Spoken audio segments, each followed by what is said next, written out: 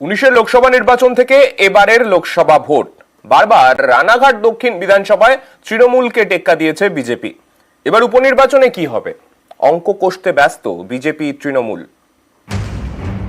নদিয়ার রানাঘাট দক্ষিণ, উত্তর 24 পরগনার বাগদা, উত্তর দিনাজপুরের রায়গঞ্জ এবং কলকাতার মানিকতলা। আগামী 10ই জুলাই এই 4 বিধানসভা আসনে উপনির্বাচন। এর মধ্যে প্রথম 3টি আসনে 19 লোকসভা ভোট থেকে বিজেপির দাপট, যার অন্যতম নদিয়ার রানাঘাট দক্ষিণ। এবার উপনির্বাচনে কি হবে? 2021 সালে রানাঘাট দক্ষিণ কেন্দ্র থেকে বিজেপি টিকিটে জয়ী হন মুকুটমণি অধিকারী। এবার লোকসভা ভোটের মুখে তিনি তৃণমূলে যোগ দেন। তাঁকে এবার রানাঘাট লোকসভা কেন্দ্রে প্রার্থী করে তৃণমূল। ফলে মুকুটমণি বিধায়ক পদ থেকে ইস্তফা দেন। তাই মুকুটমণির ছেড়ে যাওয়া বিধানসভা আসনে 10ই জুলাই উপনির্বাচন। লোকসভায় হারলেও উপনির্বাচনে মতুয়া নেতা মুকুটমণিকেই মতুয়া প্রভাবিত রানাঘাট দক্ষিণে প্রার্থী করেছে তৃণমূল। লোকসভাতে যিনি প্রার্থী ছিলেন তিনি বিধানসভা প্রার্থী, ফলে একটা পরিচিত মুখ। লোকসভাতে সেই সমস্ত কর্মীদের হাতে হাত রেখে পায়ে পা চালিয়ে একসাথে কণ্ঠে কণ্ঠ মিলিয়ে প্রচারটা হয়েছিল। ফলে প্রার্থীর দিক থেকে আরেকটা সুবিধা হচ্ছে এবং কর্মীদের দিক থেকেও একটা সুবিধা হচ্ছে যে বন্ডিংটা তো হয়ে আছে। এটা একটা এক্সট্রা অ্যাডভান্টেজ ডেফিনেটলি। 19 লোকসভা ভোটের নিরিখে রানাঘাট দক্ষিণ বিধানসভা আসনে 44,931 ভোটে তৃণমূলের থেকে এগিয়ে ছিল বিজেপি। 21 বিধানসভা ভোটে রানাঘাট দক্ষিণে তৃণমূলকে প্রায় 16,500 ভোটে হারায় বিজেপি। 24 লোকসভা ভোটেও রানাঘাট দক্ষিণ থেকে প্রায় 37,000 ভোটে এগিয়ে বিজেপি। এবার উপনির্বাচনে রানাঘাট দক্ষিণ ধরে রাখতে মরিয়া বিজেপি। তারা এবার প্রার্থী করেছে মনোজ কুমার বিশ্বাসকে, যিনি লোকসভা ভোটে এবার রানাঘাট কেন্দ্রে দলের গুরুত্বপূর্ণ দায়িত্বে ছিলেন, যাকে বাজি করে রানাঘাট দক্ষিণে জয়ের ধারা বজায় রাখা যাবে বলে মনে করছে বিজেপি। পুলিশ প্রশাসন সমস্ত দিক দিয়ে যদি অনুকূল পরিবেশ ভোটের হয়ে থাকে, তাহলে সাধারণ মানুষ ভোট দেওয়ার জায়গায় গেলে এটুকু আপনাকে নিশ্চিত করে বলতে পারি, লোকসভা ভোটে যে 37,000 ভোটে আমরা জয়লাভ করেছিলাম, তার থেকে আমরা অনেক বেশি ভোটে জয়লাভ করব। রানাঘাট দক্ষিণে শেষ হাসি হাসবেন কে? বুধবার রায় দেবে রানাঘাট দক্ষিণ। ফল ঘোষণা শনিবার। রানাঘাট থেকে রঞ্জিত সরকার, নিউজ 18 বাংলা। মতুয়া প্রভাবিত আসন বাগদা। 2019 থেকে বাগদায় বিজেপির টেক্কা। উপনির্বাচনে বাগদা পেতে মরিয়া টিএমসি। বাগদা ধরে রাখতে বিজেপিও একেবারে কোমর কষে নেমে পড়েছে ময়দানে। 10ই জুলাই রায় দেবে বাগদা।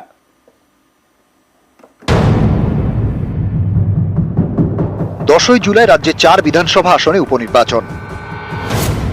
এর মধ্যে অন্যতম উত্তর 24 পরগনার বাগদা, যা পড়ে বনগাঁ লোকসভা কেন্দ্রের মধ্যে।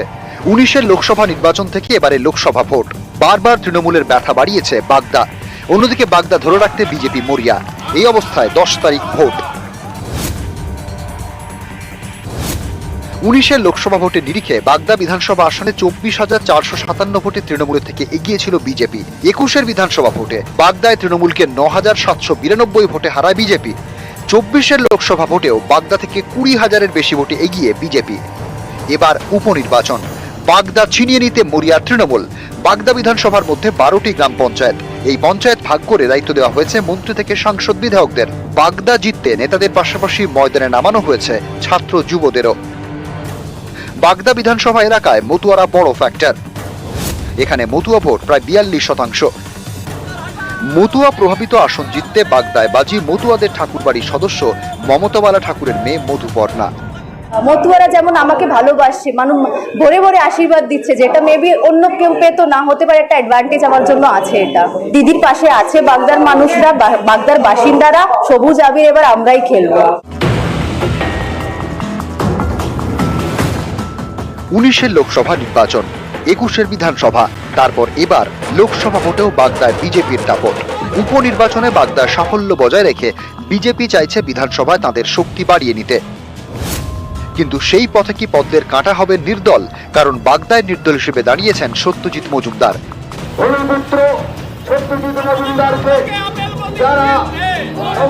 তিনি এলাকায় পুরনো বিজেপি কর্মী হিসেবে পরিচিত। তার উপর মতুয়া প্রভাবিত এলাকা হলেও বাগদায় নাগরিকত্ব নিতে তেমনভাবে সাড়া পড়েনি বলেই জানা গিয়েছে। এসব কি উপনির্বাচনে বিজেপির বিরুদ্ধে যাবে? আমরা প্রচারে অনেকটা এগিয়ে আছি, কারণ বাগদা বিজেপির শক্ত ঘাঁটি, এটা সবাই জানে। এখানে যতই বাইরের থেকে নেতা মন্ত্রী যাই আসুক না কেন, এখানে কোনো দাঁত ফোটাতে পারবে না। শেষ পর্যন্ত বাগদায় কে বাজি মারবে জানা যাবে 13 জুলাই। ওই দিন উপনির্বাচনের ফল ঘোষণা হবে। বাগদা থেকে অনিরুদ্ধ কীর্তনিয়া, নিউজ 18 বাংলা।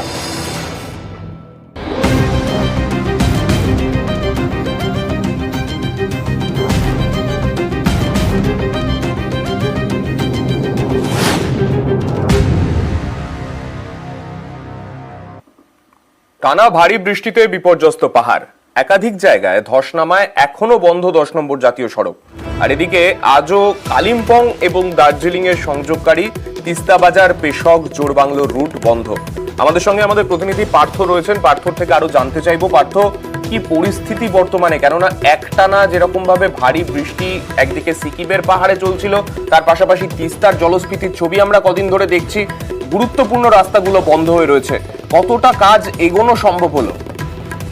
তোমাকে প্রথমে রেখে অনেকটাই কিন্তু স্বস্তিদায়ক রয়েছে গোটা পাহাড়, কেননা গতকাল বিকেলের পর থেকে কিন্তু আর বৃষ্টি হয়নি। স্বাভাবিকভাবেই যে অনেকটাই স্বস্তি এসছে পাহাড়ে। তবে 10 নম্বর জাতীয় সড়ক যেটা বাংলা সিকিম লাইফ লাইন, সেটা বন্ধই থাকছে।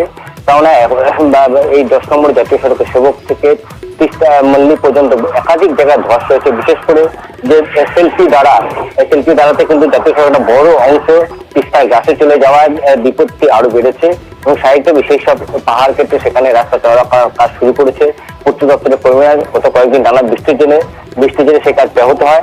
তবে আকাশ কিছুটা পরিষ্কার হয়, অনেকটাই স্বস্তি কিন্তু প্রশাসনিক কর্তাদের চোখে মুখ এবং তিস্তার জলস্তর অনেকটা নেমেছে। পাশাপাশি কালিম্পং এবং দার্জিলিং এর সংযোগকারী যে তিস্তা বাজার পেশক ঘুম জোড়বাংলো হয়ে যে রাস্তাটা রয়েছে, সেই রাস্তায় কিন্তু আপাতত জেলা প্রশাসন যান চলাচলের প্রতি বিধিনিষেধ আরোপ করেছে, যদিও স্থানীয় বাসিন্দারা যথেষ্ট গাড়ি ঝুঁকি দিয়ে সেই রাস্তায় পারাপার করছে। ধন্যবাদ পার্থ। আর এদিকে পার্থ যেমনটা বলছিল, উত্তরবঙ্গের মানুষ সাময়িক হয়তো একটা স্বস্তি পেয়েছেন, কেননা বৃষ্টি গতকাল বিকেলের পর থেকে আর হয়নি। কিন্তু তার মধ্যে কিন্তু আরো একটা খারাপ খবর শোনাচ্ছে আলিপুর আবহাওয়া দপ্তর।